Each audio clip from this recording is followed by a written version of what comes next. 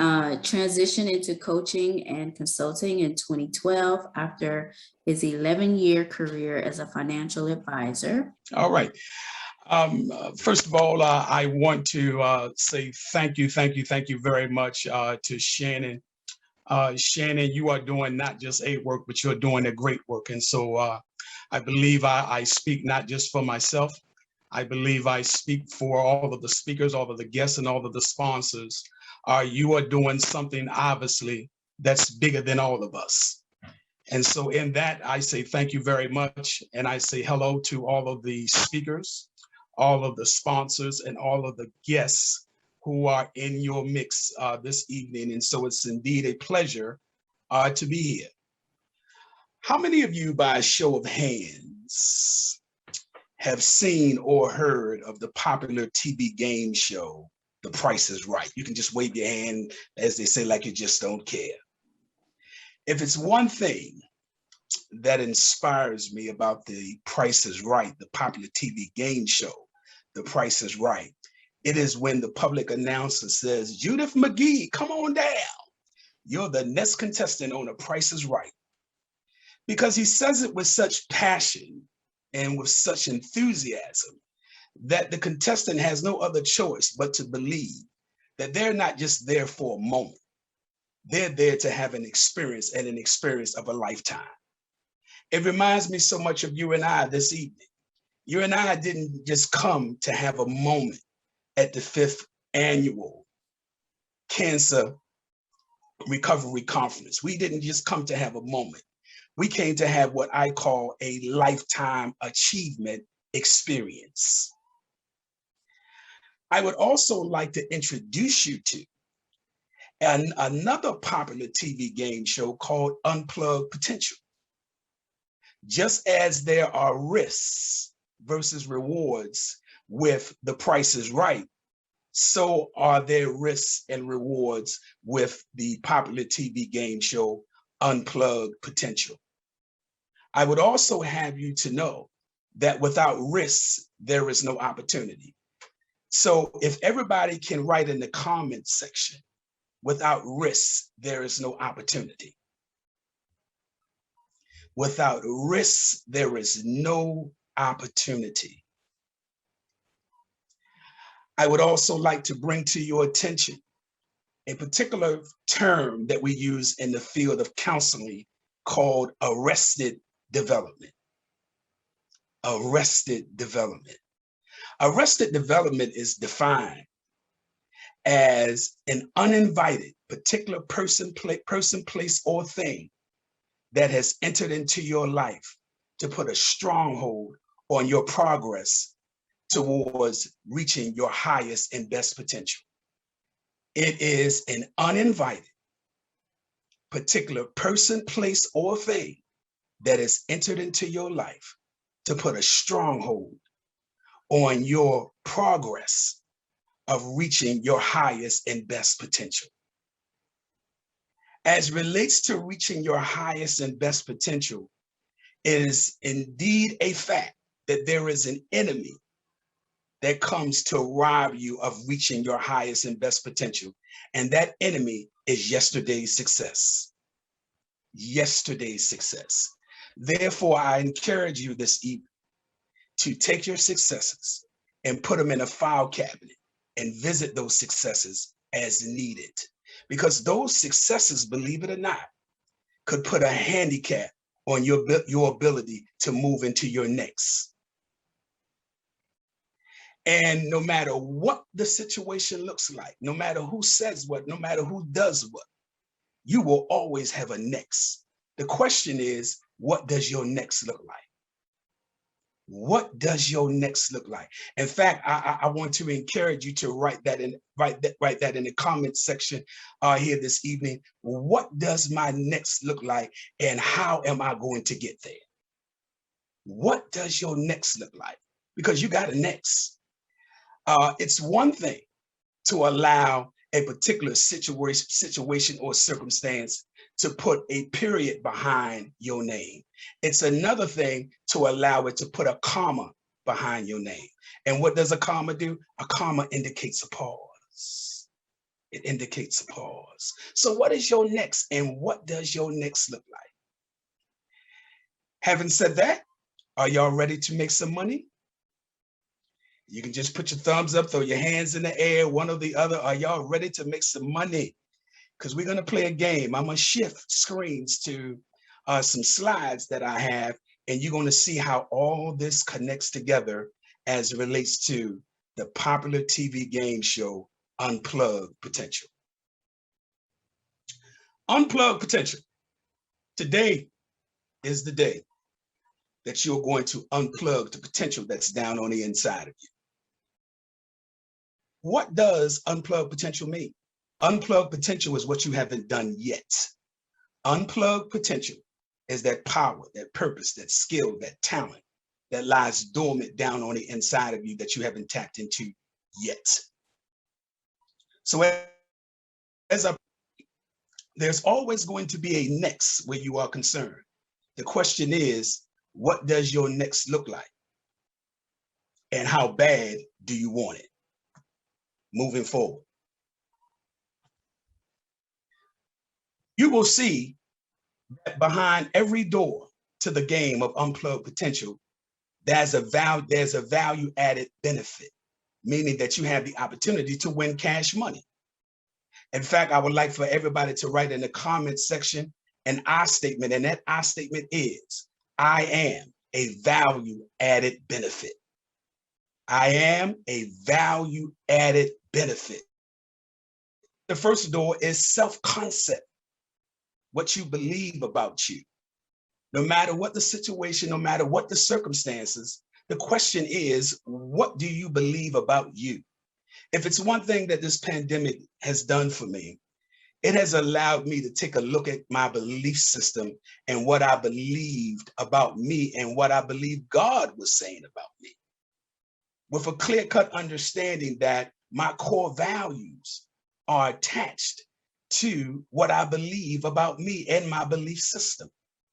So the question is, what do you believe about you? No matter what the situation is, no matter who said what, no matter who did what, no matter who came, no matter who left, the question will always come to be, what do you believe about you? And what is that worth? That's worth $5,000. It's worth $5,000. And it's not a person in the room or in the room this evening who could not use $5,000. And if you were to say that, I got more than enough money, I'm going to tell you, I'm going to take yours and mine too. And I'll be excited about counting it. So behind the first door is self-concept again. What do you believe about you? It's critical that you put yourself in a position to be able to take a look at your belief system only to discover what's important to you. Let's take a look at the next door. Behind the second door is self-knowledge, what you know about you. If it's one thing is for certain, and two things is for sure. When you get up in the morning, just like myself, you get up in the morning to you. When you go to bed at night, you go to bed at night to you. I recall a friend of mine saying unto me not very long ago that he was going to divorce his wife. A question. I said, where are you going? He said, I have not decided. I said, well, then that's more the reason why you should stay.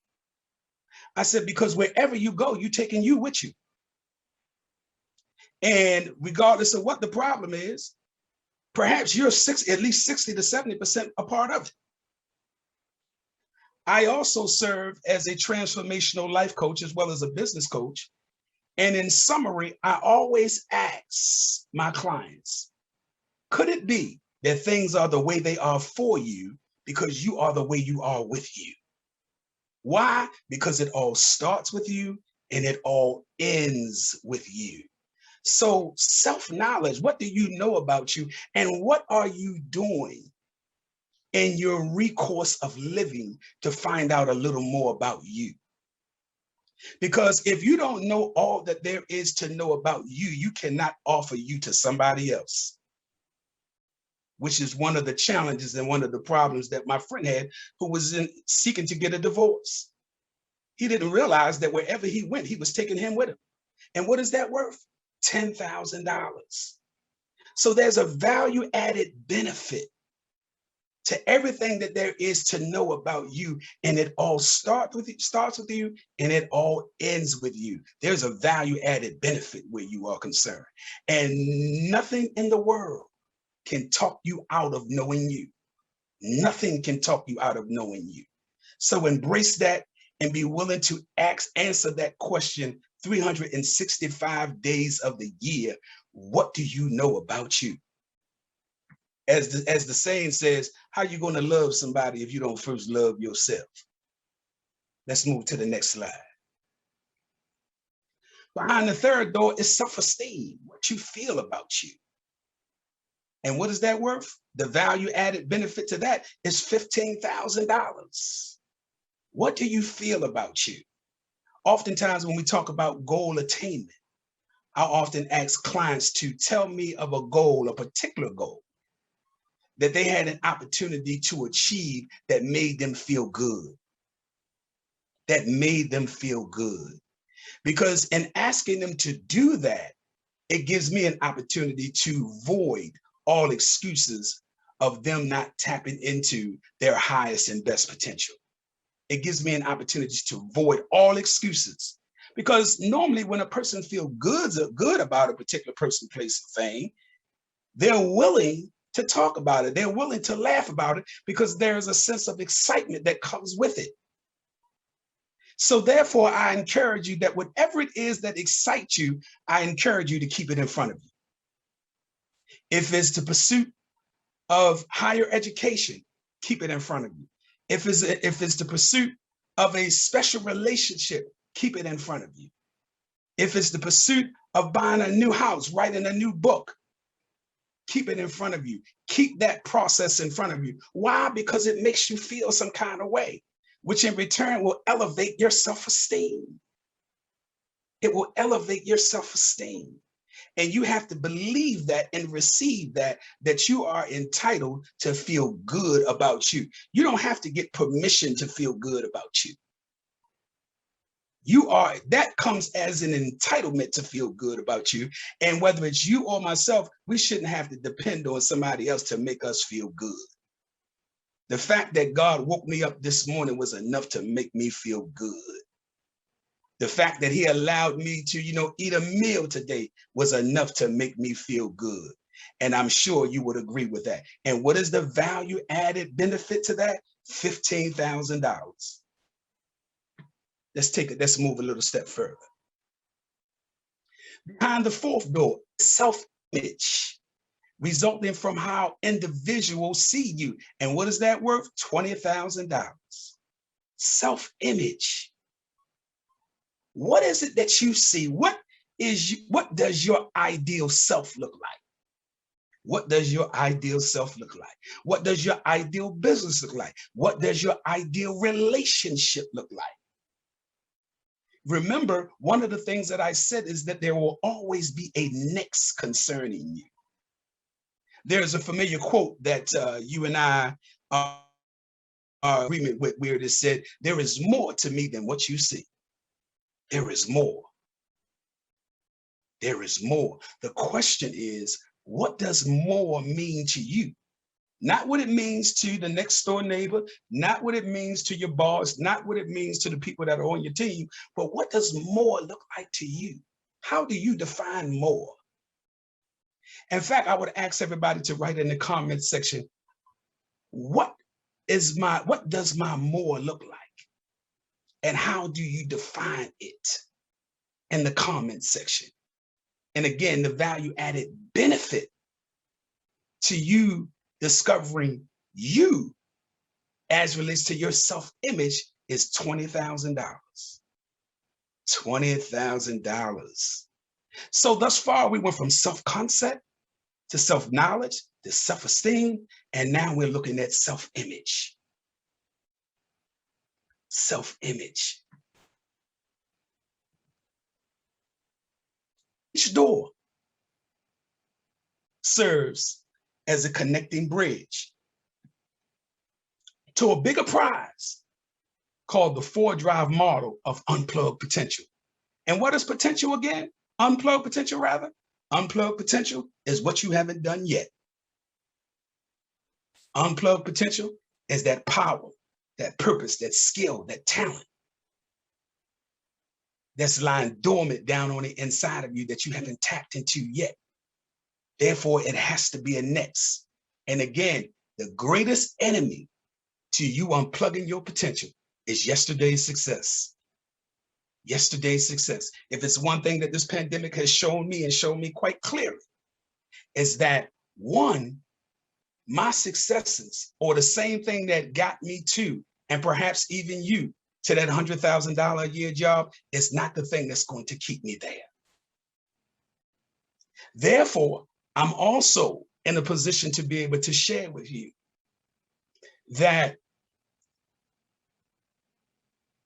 the norms that you were once acquainted with are no more a part of your life, whatever those norms were. Because you see, whether it's you or myself, you and I cannot just navigate through life and through business, through relationships, just based on perception alone. Nah, that doesn't work like that. Because perception is nothing more than information and data that appear before you. And in some cases, it is information and data that has appeared before you, not once, not twice, but maybe 3 or 4 or 5 times.